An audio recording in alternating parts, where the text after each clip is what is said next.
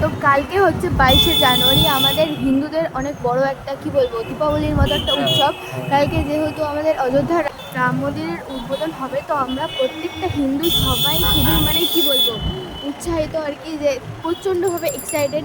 কালকে আর কি আমাদের গোটা ইন্ডিয়া ওই কালকের দিনটাকে পুরো দীপাবলির মতো সেলিব্রেট করছে। তো এত শীতের মধ্যে আমি যাচ্ছি আর কি, এই যে দাদা এই যে ভাইও আছে, যাচ্ছি কি বলে জয় শ্রীরামের একটা ফ্ল্যাগ কিনতে, ছাদের মধ্যে লাগাবো না। মানে কালকে যে এত বড় একটা দিন আমাদের হিন্দুদের কাছে, কি বলবো রাস্তায় মানে কোনো এক্সাইটমেন্টই নেই, কেউ মানে কেয়ারই করছে না যে কালকে কোনো একটা দিন আছে। সবাই নর্মালি হাঁটছে, কাউকে বলতেও শুনতেছি না যে জয় শ্রীরাম বলছে।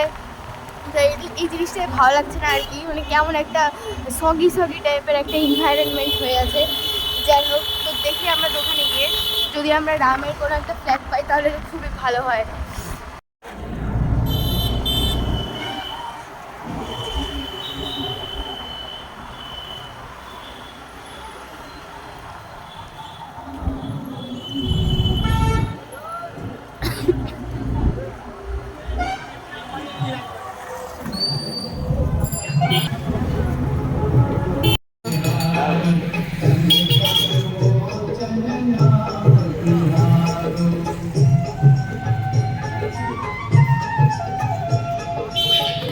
আমার নিয়ে নিলাম এখন এটা, এখন পুজো দিব।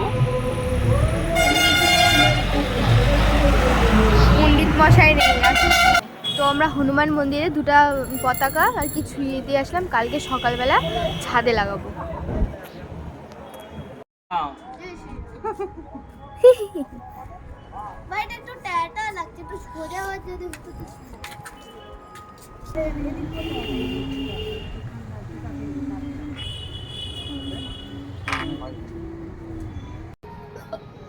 কালকে সকালে এটার ব্যবস্থা হবে, এখনো এটা লাগানোর কোনো ব্যবস্থা নেই, কারণ রশি টশি কিছু পাওয়া যাচ্ছে না। কালকে সকালবেলা দেখা হচ্ছে। Good bye. Good night.